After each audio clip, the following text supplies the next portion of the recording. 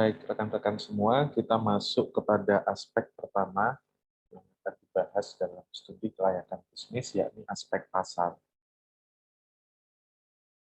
Apa sih sebenarnya pasar itu? Ya, seperti yang sudah pernah dipelajari di jenjang pendidikan sebelumnya. Secara umum, pasar merupakan tempat pertemuan antara penjual dan pembeli, atau saling bertemunya antara kekuatan permintaan dan penawaran untuk membentuk suatu harga. Ahli yang lain juga mengatakan bahwa pasar merupakan suatu sekelompok orang yang diorganisasikan untuk melakukan tawar-menawar sehingga pada akhirnya akan membentuk harga. Ahli yang lain mengatakan bahwa pasar adalah kumpulan dari orang-orang yang memiliki keinginan, memiliki kebutuhan. Jadi mereka memiliki sesuatu kebutuhan, keinginan, hingga pada akhirnya mereka membelanjakan sesuatu, dan mereka juga memiliki willingness, jadi memiliki kehendak untuk membelanjakan uang yang dimiliki untuk memenuhi kebutuhan. Jadi paling tidak ada 3 faktor utama dari pasar. Yang pertama adalah orang, ya, manusia dengan segala keinginan atau kebutuhan. Kemudian ada daya beli di situ, memiliki daya beli dan keinginan untuk membeli. Kemudian yang terakhir adalah behavior, jadi cara pembelian. Nah, berikutnya, ya, aspek pasar ini berfungsi untuk menghubungkan manajemen suatu organisasi dengan pasar yang bersangkutan melalui informasi-informasi yang dikumpulkan. Jadi, informasi terkait yang tadi disebutkan bahwa siapa sebenarnya pasarnya, ada di mana, kemudian bagaimana pola pembelian mereka, kemudian bagaimana daya beli, bagaimana demografinya. Jadi hal-hal yang memang ini di awal perlu manajemen ketahuan. Kemudian informasi yang dikumpulkan itu akan digunakan untuk identifikasi kesempatan serta permasalahan yang berkaitan dengan pasar dan pemasaran. Jadi semakin detail kita mengetahui informasi tentang pasar, maka akan semakin detail pula strategi yang digunakan oleh manajemen, oleh perusahaan untuk melakukan pemasaran. Yang itu pada akhirnya akan meningkatkan kualitas keputusan yang diambil tentang misalnya media promosi yang paling efektif.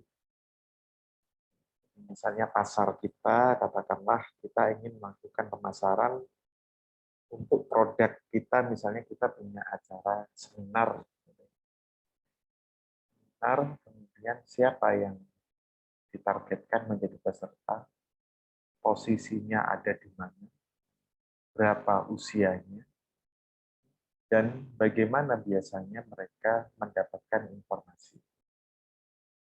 Misalnya kalau peserta seminarnya adalah rentang usia remaja hingga mahasiswa, antara 15 sampai katakanlah 30 tahun, mungkin media promosi yang akan kita gunakan adalah Instagram, ya, atau platform lain yang memang itu menjadi keseharian dari usia segitu.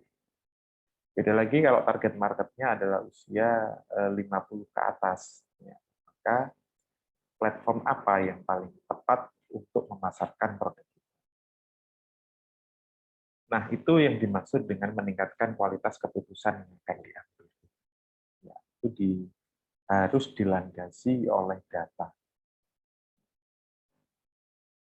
Nah, secara umum pada kajian aspek pasar ini, itu ada 4 yang dilakukan. Yang pertama adalah menilai situasi. Jadi kita harus aware terhadap produk kita itu sebenarnya ditujukan kepada siapa. Kemudian kita bisa mengenali pasarnya, kaitannya dengan siapa pesaingnya, bagaimana performa produk mereka, kemudian bagaimana peluang produk kita relatif terhadap jumlah pasar yang tersedia dan pemain produk pesaing yang ada di pasar itu. Kemudian mengidentifikasi hambatan terkait dengan bagaimana cara kita menjangkau konsumen kita. Bagaimana cara pemasaran yang paling efektif. Kemudian nanti akan juga dibahas tentang bagaimana kita mendistribusikan produk kita kepada calon konsumen. Kemudian berikutnya ada pengkajian, itu ada menentukan lingkup usaha, kemudian kita merencanakan pangsa pasar, kemudian kita positioning menghadapi persaingan. Produk kita ini memiliki fitur apa, di mana fitur itu nantinya menjadi pembeda dengan produk-produk pesaing. Berikutnya mengumpulkan data dan informasi kaitannya dengan data-data primer atau data sekunder. Kita menyebar kuesioner, ketika itu kita mengumpulkan data primer, bisa dari sumber internal atau dari survei pasar ketika kita memang ingin melaunch suatu produk baru. Tingkat ketelitian atau tingkat level detail dari data yang dikumpulkan itu akan menentukan strategi berikutnya. Kemudian kita akan melakukan analisis dan peramalan, bagaimana pertumbuhan pasar. Misalnya kita menargetkan target pasar kita itu adalah mahasiswa di Kota Malang. Bagaimana pertumbuhan jumlah pasarnya. Kemudian kita akan menganalisis produk milik pesaing. Bagaimana kekuatan produk, bagaimana kecenderungan posisi mereka ada di pasar, apakah mereka bisa bertahan, apakah bahkan mereka bisa berkembang, dan apa celah yang bisa kita isi dari situ. Nah, berikutnya kita akan coba sedikit lebih detail tentang menganalisis situasi. Jadi ada sifat pasar. Apakah monopoli? Apakah oligopoli? Apakah bebas? Monopoli itu artinya hanya ada satu pemain di situ. Dan memonopoli produk tertentu di kebutuhan market saat itu. Biasanya yang paling sederhana contohnya adalah ketika itu adalah jenis usaha yang menguasai hajat hidup orang banyak, maka itu akan dimonopoli oleh negara. Misalnya kita ngomong transportasi kereta api, berarti ada PT KAI. Ketika itu urusannya dengan air, berarti itu berurusan dengan PDAM atau produk-produk lain. Kemudian oligopoli, ada beberapa pemain besar di situ yang mereka masing-masing sudah memiliki produk dan kita tinggal mencari apa sebenarnya kelemahan dari produk-produk dari para pemain besar. Contohnya adalah di bidang katakanlah sepeda motor. Itu ada oligopoli, hanya dikuasai oleh beberapa merek tertentu. Jadi kalau kita misalnya ingin terjun ke area yang di situ sudah banyak pemain besar, maka kita harus benar-benar cermat dalam merencanakan apa sebenarnya produk kita, apa keunggulannya, apa kelemahan dari produk-produk yang sudah dibuat oleh para pemain besar tersebut. Atau pasar persaingan bebas. Ya, tidak ada monopoli, tidak ada oligopoli. Misalnya kita akan membuka kuliner. Kuliner di sini tidak ada yang memonopoli pasar itu, tidak ada oligopoli. Semua bebas. Ya, semua bisa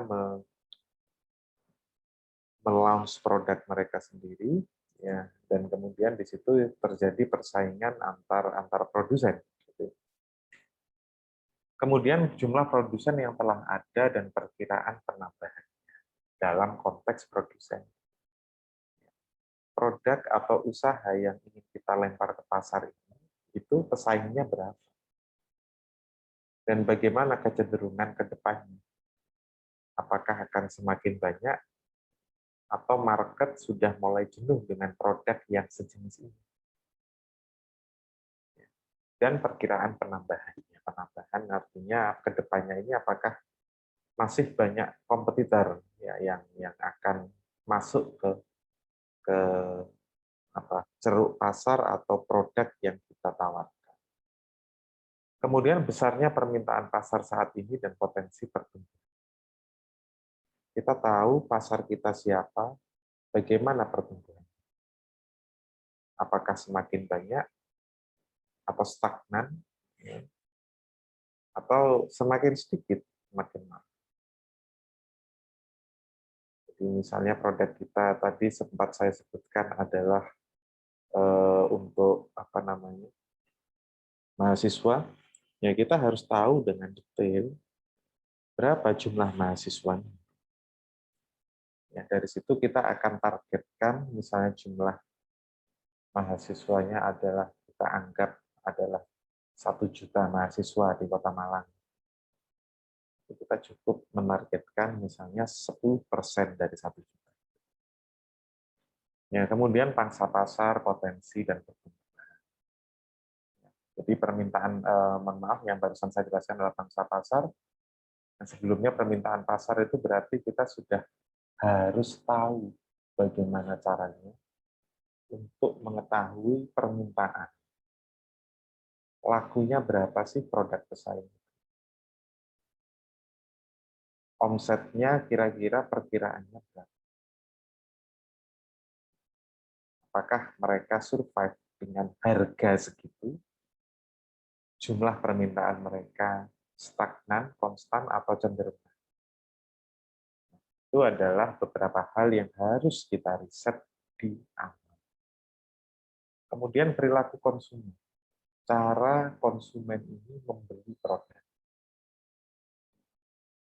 Jadi misalnya ada beberapa orang saat ini di rentang usia tertentu yang lebih prefer untuk membeli lewat marketplace misalnya.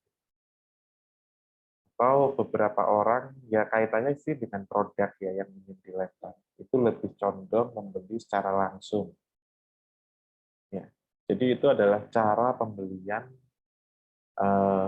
yang juga harus berelasi, berhubungan dengan target pasar yang kita kehendaki. Kemudian apa motivasinya untuk membeli? Apakah itu untuk pemenuhan kebutuhan pokok?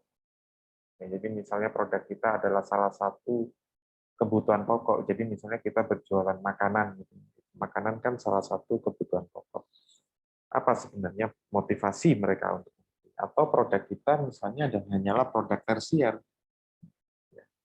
Produk yang itu didapatkan, maksudnya itu motivasinya itu hanya untuk pelengkap atau untuk prestis atau untuk apapun. Kemudian kapan dan di mana ya, calon konsumen ini membeli produk sejenis, produk yang akan kita jual. Apakah dari data itu disebutkan dia pembeliannya di waktu-waktu tertentu, ataukah permintaannya bisa konstan setiap saat, setiap tahun? Atau misalnya kalau kita berjualan ke mahasiswa, gitu ya, itu ramai di bulan-bulan mahasiswa aktif kuliah, ya, akan tetapi ketika mahasiswanya libur, maka omsetnya akan terus turun. Itu data seperti itu harus kita ketahui, harus kita dapatkan di awal. Kemudian market environment, politik dan peraturannya. Bagaimana kecenderungan produk kita ini dibandingkan dengan regulasi yang berlaku. Ya, apakah ada peluang? Ya, jadi misalnya peraturan menggunakan masker. Ya, misalnya kita akan berencana membuat usaha di bidang masker dengan beberapa keunggulannya. Kita harus tahu SNI-nya masker itu gimana, yang sudah diatur oleh standar nasional. Kemudian bagaimana performa produk sejenis pesaing yang ada di pasar.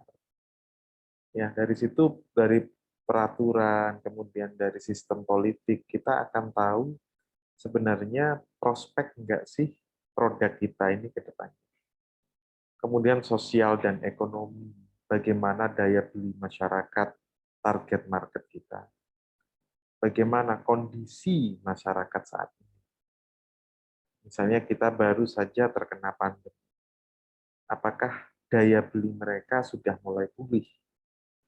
Atau mereka akan melirik produk kita yang misalnya masih berupa produk tersier, kan dari produk yang itu kaitannya dengan kebutuhan pokok. Kemudian bagaimana teknologi? Jadi misalnya support teknologi saat ini itu menjadi sangat-sangat penting. Karena itu bisa merubah perilaku konsumen, customer behavior, dan juga itu bisa mempermudah kita di dalam mengenalkan produk, di dalam menjangkau pasar, di dalam bagaimana cara kita bertransaksi dengan calon pasar. Ini semuanya harus terungkap dengan baik. Kemudian yang kedua, ya, kaitannya adalah masuk ke pengkajian. Tentunya yang dibahas pertama kali adalah siapa pasar kita, bagaimana atribut yang melekat di calon pasar kita. Laki atau perempuan, rentang usia, rentang pendidikannya, terus pendapatan, dan juga bagaimana cara mereka selama ini untuk melakukan pembelanjaan. Ya, itu harus dikumpulkan datanya dan juga dianalisis. Kemudian identifikasi manfaat segmen pasar yang bersangkutan. Ketika kita sudah memilih segmen tertentu, ya, untuk kita jadikan sebagai target market utama, maka dari situ kita akan tahu apa sebenarnya kenapa kita menembak market ini. Karena misalnya katakanlah mereka punya daya beli yang tinggi, dan kita sebagai pemilik usaha misalnya itu idealis, ingin membuat produk yang secara fitur, secara kualitas itu terbaik, yang itu beresiko harga yang dijual itu juga akan semakin tinggi. Nah, dari situ kita akan memilih gitu ya. Jadi apakah kita memilih pasar meskipun jumlahnya sedikit, akan tetapi dia mempunyai daya beli yang tinggi. Ataupun ketika kita memilih pasar yang segmennya adalah daya belinya menengah. Jadi kita main, nggak apa-apa kita nggak jual barang ini terlalu tinggi. Akan tetapi omsetnya bisa terangkat dengan jumlah pembelian yang banyak. Jadi pemilihan segmen pasar yang akan dibidik itu menjadi sangat penting. Kemudian pola dan jaringan distribusi. Bagaimana supply chain? Bagaimana kita menyampaikan produk kita ini kepada calon konsumen? Apakah menggunakan direct selling? Kita cukup beriklan melalui media sosial. Atau ketika kita misalnya menggunakan cara lain juga nggak masalah. Jadi misalnya kita menggunakan cara kita punya distributor ya, di beberapa provinsi, kita punya distributor kecil atau retailer di beberapa kabupaten dan seterusnya. Kemudian promosi ya, yang kaitannya adalah dengan siapa segmen pasarnya, bagaimana behavior mereka, artinya kita akan mendesain ini cara promosi yang paling efektif, kira-kiranya seperti apa ya. Kemudian media promosi yang paling efektif itu kira-kira apa. Kita akan menggunakan jalur penjualan atau jalur promosi mana yang paling efektif. Kemudian besarnya skala promosi yang akan.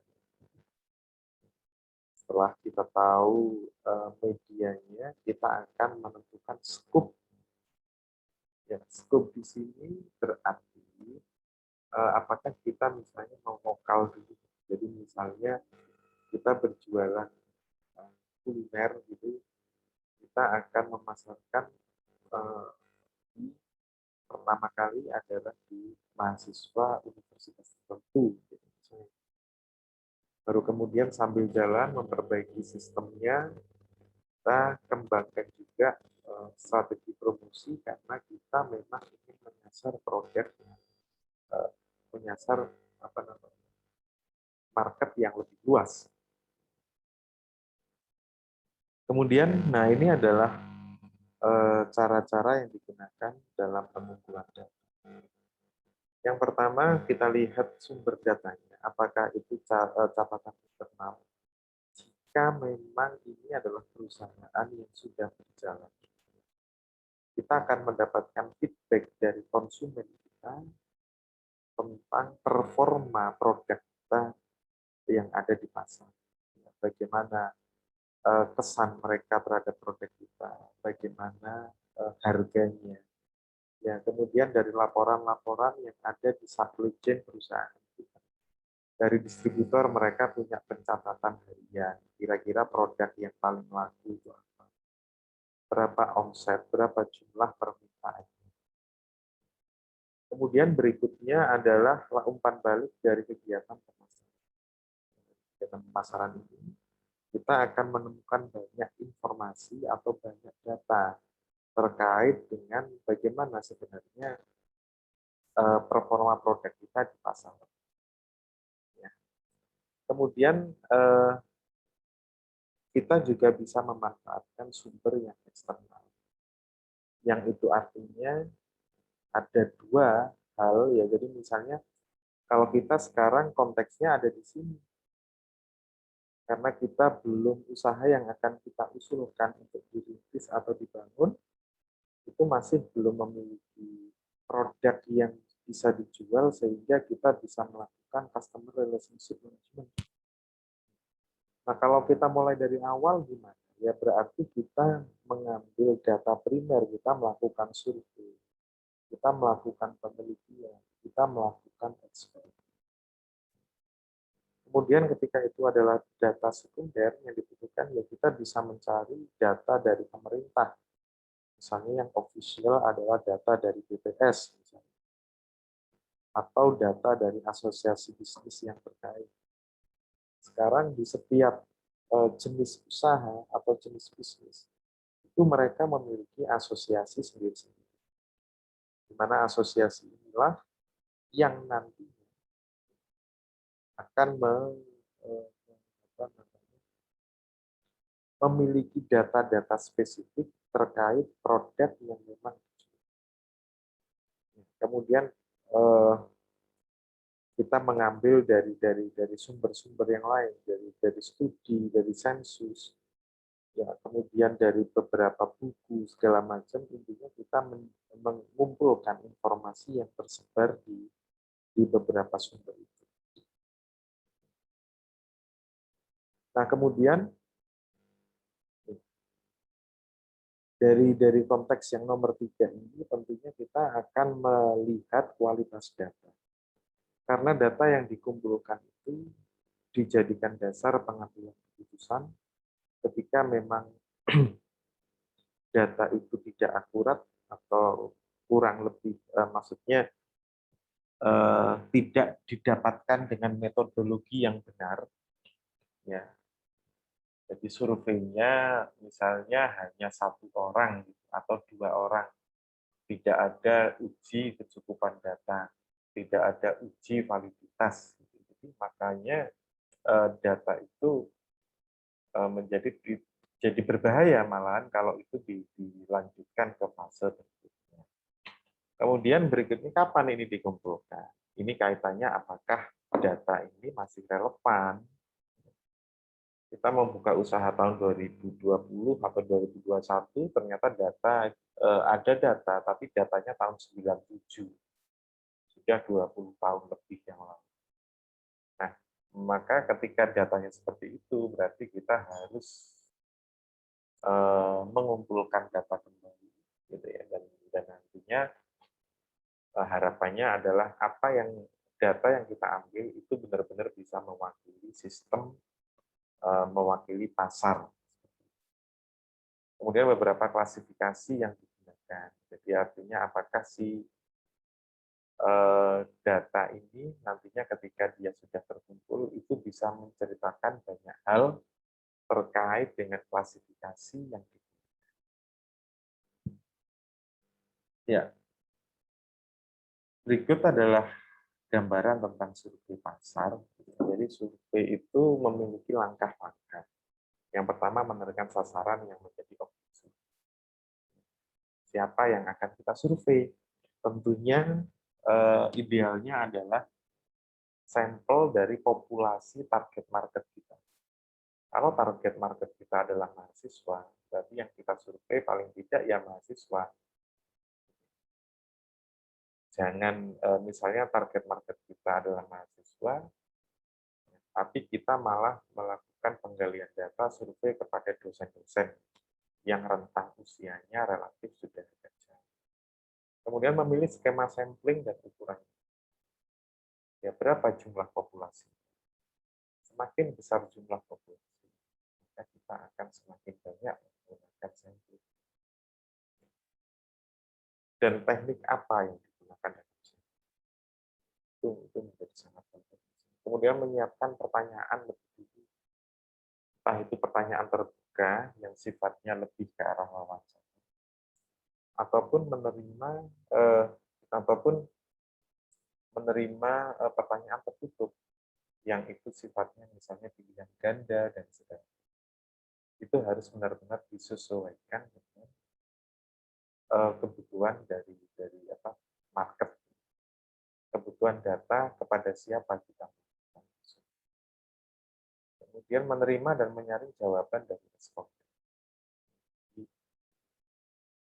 Apapun data yang kita dapatkan itu itu harus melalui pengujian lebih dahulu secara empiris. Itu harus dibuktikan apakah memang secara statistik kuesioner atau survei yang dilakukan itu bisa dipercaya. Itu proses itu harus dilakukan. Kemudian menganalisis peramalan dan juga interpretasi peramalan. Baik tadi disampaikan bahwa peramalan ini adalah peramalan berkaitan dengan target marketnya, atau peramalan jumlah pesaingnya, atau peramalan bagaimana gitu, kondisi produk ini ada di pasar. Apakah ada kecenderungan harganya mulai diturunkan karena memang misalnya sudah terlalu banyak pemain yang yang masuk di dalam produk yang sama, sehingga persaingan masuk ke dalam persaingan harga. Di mana kalau sudah masuk ke harga ini semakin repot, karena memang yang harganya murah lah yang pada akhirnya akan menjadi pemenang.